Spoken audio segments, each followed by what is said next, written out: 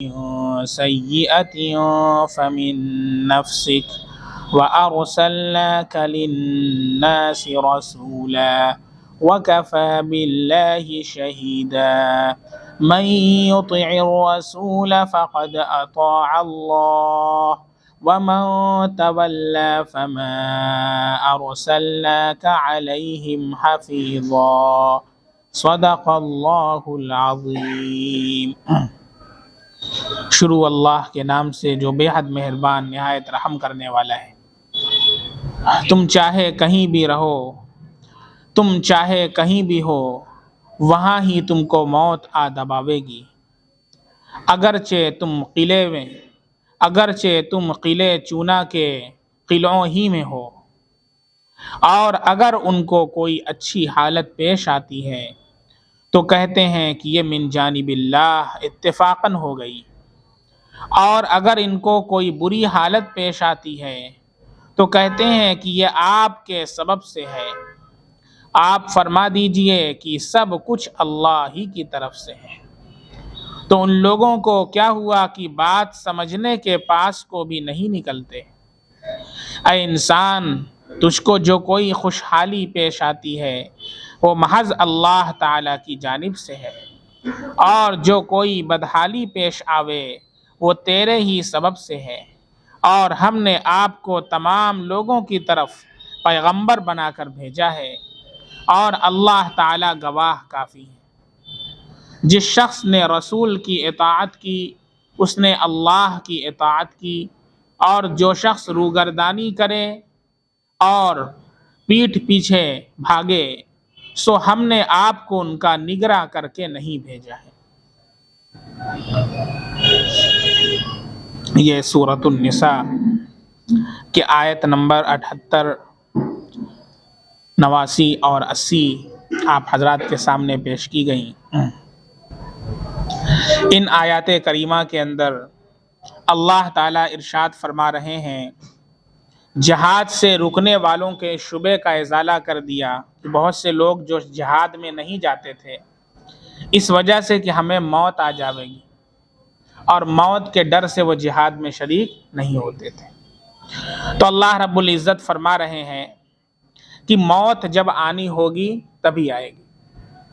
اللہ نے جہاں موت لکھا ہے، جس سبب سے لکھا ہے، مرض کی وجہ سے موت آنی ہے، یا جنگ میں جائیں گے تو وہاں پر موت آنی ہے، یا کسی اور وجہ سے آنی ہے، وہ اللہ نے لکھ دیا ہے، اور اسی وقت موت آئے گی۔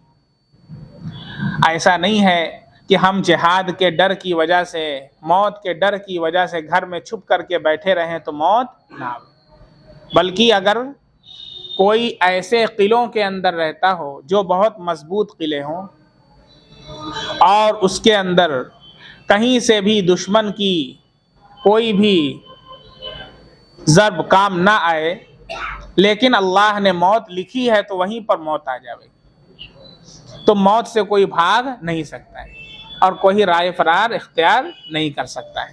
تو اللہ رب العزت ان لوگوں کے لیے فرما رہے ہیں کہ جو لوگ جہاد کے ڈر سے، موت کے ڈر سے جہاد کے اندر نہیں جاتے اور اپنے گھروں میں بیٹھے رہتے تھے، ٹال مٹول کیا کرتے تھے، تو اللہ تعالیٰ ان لوگوں کے شبے کا ازالہ فرما رہے ہیں۔ اینما تکونوا، تم چاہے کہیں بھی ہو، یدرککم الموت، وہاں تم کو موت آ دباوے گی۔ ولو کنتم فی بروج مشیدہ، اگرچہ تم چونے کے قلعوں میں ہو، مضبوط قلعوں کے اندر تم پناہ لیے ہو، اور سوچو کہ ہمیں موت نہ آوے تو موت وہاں پر بھی آ جاوے۔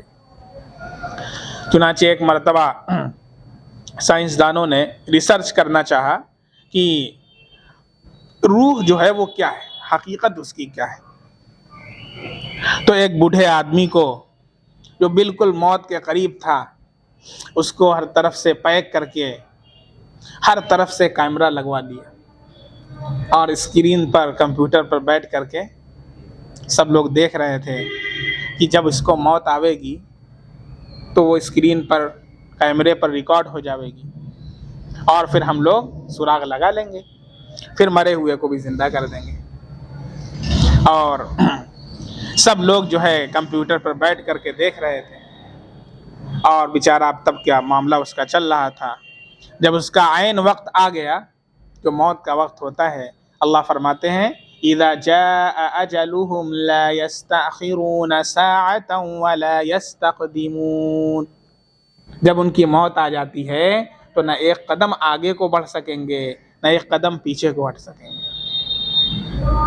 ٹھیک اسی وقت پر موت آ جائے گی. چنانچہ ایک زور کا جھٹکا ہوا اور جو ہے جتنا شیشہ وغیرہ تھا وہ سب پھوٹ کر کے برابر ہو گیا اور وہ بوڑھا گرا پڑا ہوا تھا.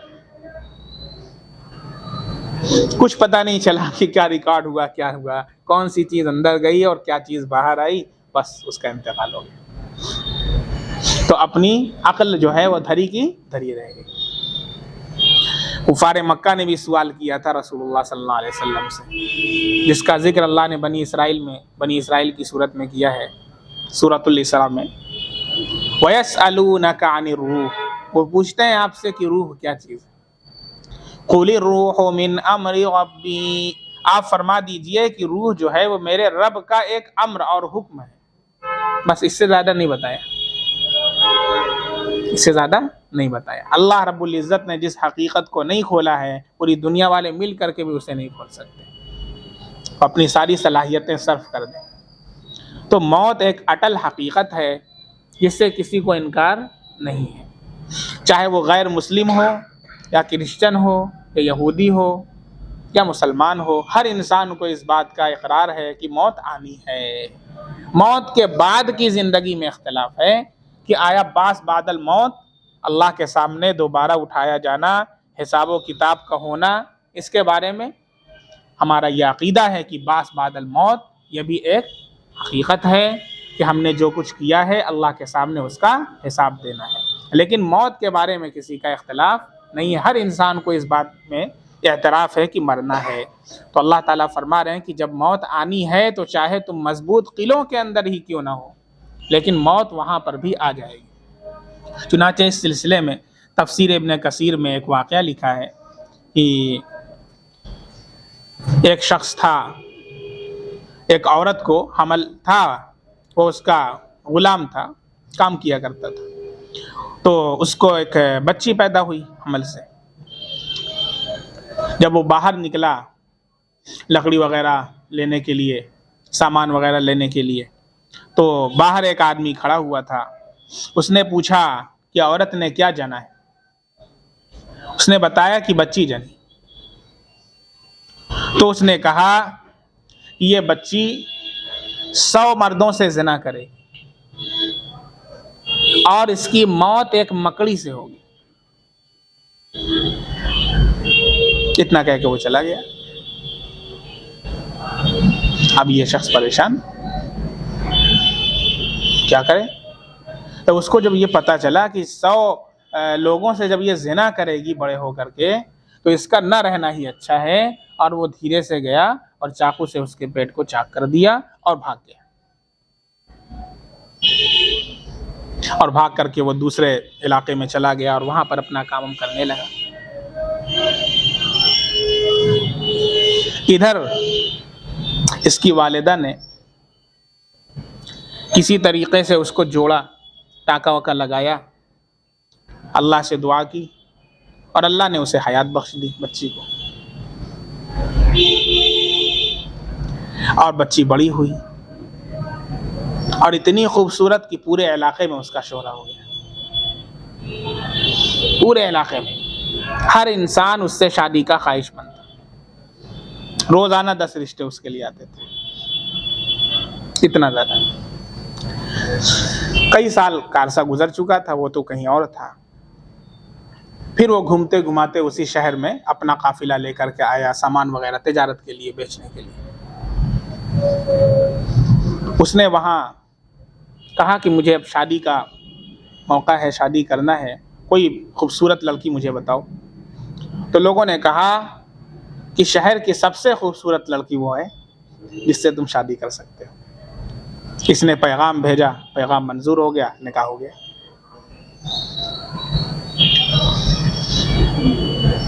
نکاح کے بعد جب بچی اس کے یہاں آئی تو یہ سوچا کہ اس سے پوچھا کہ بھائی تمہاری زندگی کیسے گزری ہے، کہاں سے؟ اس نے سارے احوال معلوم کیے تو اس نے بتایا کہ بچپن کے اندر میری ماں نے ایسا ایسا بتایا ہے کہ ایک غلام تھا، وہ میرا پیٹ چاک کر کے بھاگ گیا تھا، تو میری امی نے کسی طریقے سے اس کو کسی کو بلا کر کے ٹاکا واکا لگوایا، اللہ سے بڑی دعا کہ اللہ نے مجھے حیات بخشی، میں وہی بچی ہوں۔ تو اس نے کہا اچھا، تو اس نے بتایا کہ وہ شخص میں ہی ہوں۔ تب تو اس نے کہا کہ اس کی پہلی بات بھی صحیح ہوگی، اس نے جو کہا تھا کہ 100 مردوں سے زنا کرے گی، تو اس نے اس کا اعتراف کیا، بچی نے اس کا بھی اعتراف کیا کہ ہاں، تعداد تو یاد نہیں ہے لیکن بہت سے لوگوں سے ایسا ہوا ہے، اس کا بھی اس نے اعتراف کیا۔ اور پھر اس کے بعد کہا کہ دوسری بات اس نے بتائی تھی، اب وہ کون تھے، ملک الموت رہے ہوں یا حضرت خضر رہے ہوں، کہا کہ تمہاری موت مکڑی سے ہوگی۔ کہا مکڑی سے میری موت ہوگی؟ وہ بہت بچنے لگی، اس کے لیے اس نے بہت اچھا محل بنوایا، کیونکہ وہ بہت خوبصورت تھی، اسے بہت چاہتا تھا، اسی میں رہتا تھا، ایک کمرے میں وہ رہتی تھی، باہر نہیں نکلتی تھی، کہیں میری موت نہ ہو جائے۔ بس کھانا پینے کا سارا سامان اور ہر طریقے سے فوجی وغیرہ لگے رہتے تھے، گارڈ لگے رہتے تھے کہ اس کو کوئی تکلیف نہ پہنچ جائے۔ ایک مرتبہ ایسے محل میں لیٹی ہوئی تھی، اس کا شوہر بھی تھا، تو دیکھا کہ وہ کنارے پر ایک مکڑی ہے، وہ مکڑی چل رہی، اس نے مکڑی کو دیکھا، فوراً اٹھی، اس کو بات یاد آئی کہ تو نے کہا تھا میری موت مکڑی سے ہوگی، اس آدمی نے کہا تھا۔ جلدی سے اس نے خادم کو بلایا کہ دیکھو مکڑی ہے، جلدی سے خادم، جلدی سے اس کو پکڑو۔ وہ سب دوڑ کر کے آئے، انہوں نے کیسے اوپر سیڑھی لگا کر کس طریقے سے اس کو پکڑا وغیرہ، پکڑ کر لے جانے لگے، کہ نہیں ادھر لے جا، میں اسے ماروں گی تب مجھے چین آئے گا، کہیں پھر سے نہ اندر آ جائے۔ اس کو رکھ کر کے ایسے پیر کی ایڑی سے اس نے ایسے مسل، مکڑی مر گئی۔ لیکن جو مسئلہ تو اس کا ایک اندر کا کوئی پانی تھا، زہریلی مکڑی تھی، وہ ہلکا سے ایک چھینٹا اس کا، وہ اس کے ناخن پر اور تالو پر لگ گیا، بس وہ زہر پھیلتا گیا حتیٰ کہ اس کے موت کا سبب، اور اسی کے اندر اس کا انتقال۔ تفسیر ابن کثیر میں اس کو نقل کیا گیا، یہ سچا واقعہ ہے۔ اس آیت کی تفسیر کہ اللہ فرماتے ہیں اینما تکونوا یدرککم الموت ولو کنتم فی بروج مشیدہ، تم جہاں کہیں بھی ہو تمہیں موت آ کر کے رہے گی، چاہے تم مضبوط قلعوں کے اندر کیوں نہ، محلوں کے اندر کیوں نہ، موت لکھی ہے اور جس سبب سے لکھی ہے اسی سبب سے آئے گی، تم بھاگ نہیں سکتے ہو۔ اسی طریقے سے ایک اور واقعہ لکھا ہے کہ عراق کے اندر 2 بادشاہ تھے، ایک کا نام تھا شاہ پور اور ایک کا نام تھا ساترون۔ تو جب شاہ پور عراق میں تھا تو ساترون نے اس کے اوپر چڑھائی کی، اس پر حملہ کیا، خیر اس نے کسی طریقے سے اپنی حفاظت کی اور وہاں سے بھاگ نکلنے میں کامیاب ہو۔ پھر بعد میں اس نے بدلہ لینے کے لیے حملہ کیا تو وہ قلعہ بند ہو گیا، ساترون قلعہ بند ہو گیا، 2 سال تک محاصرہ رہا، اتنا مضبوط قلعہ تھا، 2 سال تک محاصرہ رہا لیکن کامیابی نہ ہوئی۔ شاہ پور بڑا حسین و جمیل تھا، ایک مرتبہ وہ تاج پہنے ہوئے تخت پر یوں بیٹھے ہوا تھا، ساترون کی جو بیٹی تھی شہزادی، وہ قلعے کا گشت کر رہی تھی، اس کی نظر شاہ پور پر پڑی اور ایک نظر میں اس کا دل آ گیا، اور اس کو پسند کر لیا۔ اب اس نے ایک خط بھیجا اس کو، پہلے موبائل کا زمانہ نہیں تھا کہ میسیجنگ ہو جاتی، ایک خط بھیجا اور اس خط میں اپنی محبت کا اظہار کیا اور یہ کہا کہ ہم تم سے شادی کرنا چاہتے ہیں۔ تو شاہ پور نے شرط رکھی کہ ٹھیک ہے، یہ قلعہ غداری کر کے یہ قلعہ جو ہے اس پر ہمارا حملہ کروا اور اس کو کامیاب کروا، اگر ہم کامیاب ہو جائیں گے تو ہم تم سے نکاح کر لیں گے لڑکی سے۔ اس نے کہا ٹھیک، بات پکی ہو گئی۔ اس کا جو والد تھا ساترون، یہ بہت شراب پیا کرتا تھا، بہت نشے میں رہتا تھا اور بہت ہی عیش و عشرت والا تھا۔ ایسے حالات کے اندر بھی شراب کے نشے میں مست ہو کر کے وہ پوری رات جو ہے اسی طریقے سے گزارتا تھا، نشے میں رہا کرتا تھا۔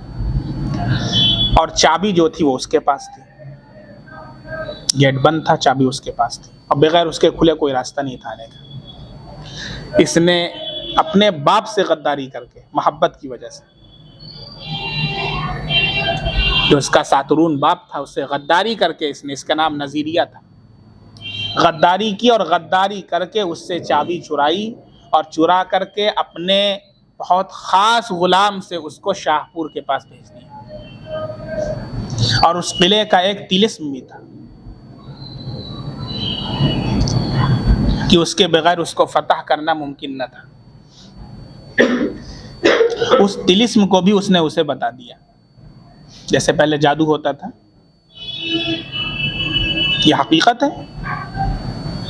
تو اس کی کنجی یہ تھی کہ کوئی چتکبرا کبوتر تم لے لو، چتکبرا کبوتر ہونا چاہیے، اور اس پر باقرہ لڑکی کے پہلے ماہواری کے خون کو لے کر کے اس کے پیر کو رنگ دو، اور پھر اس کے بعد اس کو چھوڑو اور وہ جا کر کے قلعے پر بیٹھ جائے تو طلسم ٹوٹ جائے گا اور قلعہ فتح ہو جائے گا۔ یہ اس کا جادو تھا۔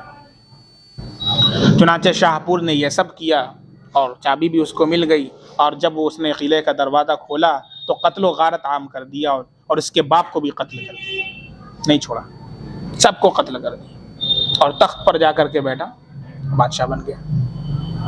تو اس نے کہا میرا وعدہ پورا کرو، کہا ٹھیک ہے، اس سے نکاح کر لیا۔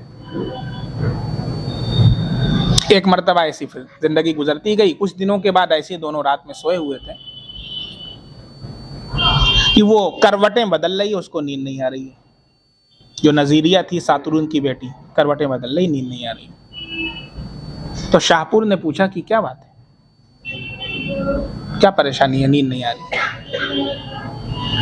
اس نے کہا کہ کوئی چیز شاید بستر میں کچھ ہے جو چبھ رہا ہے، اس سے نیند نہیں آ رہی۔ کہا اچھا۔ فوراً جو ہے خادم کو بلایا گیا، بھائی دیکھیے کیا ہے۔ اس کو جب دیکھا گیا تو اس میں ایک کوئی پھول ہوتا ہے، اس کی ایک پتی تھی، چھوٹی سی ایک پتی، اس کی وجہ سے اسے نیند نہیں آ رہی۔ اس نے کہا اللہ، اس پتی کی وجہ سے اتنی نرم و نازک، اور کچھ لوگ ہوتے ہیں نا اتنے نازک ہوتے ہیں کہ نرم کیلے سے میرے دانت ہیلے جاتے ہیں اور فرش مخمل پہ میرے پاؤں چھلے جاتے ہیں، یہ والی حالت ہوتی ہے، اتنے نازک ہوتے ہیں۔ تو اب اس کو بہت اچنبھا لگا، بادشاہ کو بہت تعجب ہوا۔ اس نے کہا کہ یہ بتاؤ، اپنی پوری داستان سناؤ، تم کیسے تمہاری پرورش ہوئی بھائی، اتنی پتی کی وجہ سے تم کو نیند نہیں آئی، شروع سے ساری بات بتاؤ۔ اس نے کہا کہ حقیقت میں میری پرورش بہت لاڈ اور پیار کے ساتھ ہوئی۔ میرے والد ہمیں اتنا مانتے تھے کہ میرے جسم کے اوپر باریک ریشم کا کپڑا ہوتا تھا، نرم ریشم کے بستر پر میں سویا کرتے تھے، کھانے میں صرف نلی کے گودے ہی کھایا کرتے تھے اور انگور کے شراب پیا کرتے تھے۔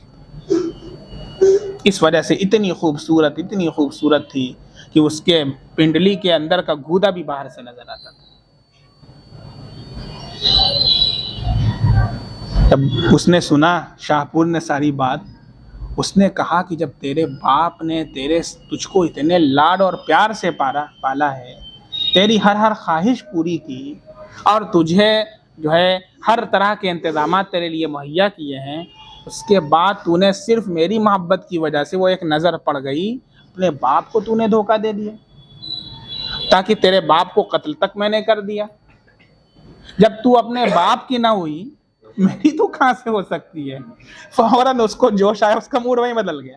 وہ شاہپور تھا، وہ خطرناک بادشاہ تھا، اس کا موڈ وہیں بدلا۔ اس نے حکم دیا، نے اس کو بلایا نوکروں کو کہ گھوڑے پر اس کے بالوں کو باندھ دیا جائے، رسی سے گھوڑے پر باندھ دیا جائے اور اس گھوڑوں کو ہکا دیا جائے۔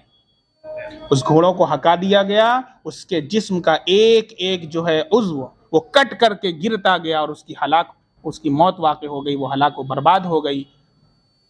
جبکہ وہ ایسے قلعے میں پلی بڑی تھی، اتنے لاڈ اور پیار کے ساتھ پلی بڑی تھی کہ اس میں کوئی اس کو ٹچ کرنے والا نہ تھا، کوئی اس کو نقصان پہنچانے والا نہ تھا۔ لیکن اللہ رب العزت نے جب موت لکھی ہے اور جس طریقے سے لکھی ہے وہ آ کر کے رہے گی، کوئی بھاگ نہیں سکتا ہے۔ اس لیے جو لوگ جہاد کے ڈر کی وجہ سے اپنے گھروں میں چھپے ہوئے ہیں، مچھردانی کا ڈنڈا لے کر کے چرپائی کے نیچے گھس کر کے اللہ اکبر چلا رہے ہیں، اللہ کہہ رہے ہیں جہاں کہیں بھی تم رہو، موت آنی ہے تو وہیں مچھردانی کے ڈنڈے کے اندر آ جائے گی، چرپائی کے نیچے آ جائے گی۔ موت کے ڈر کی وجہ سے جہاد کو ترک نہ کرو۔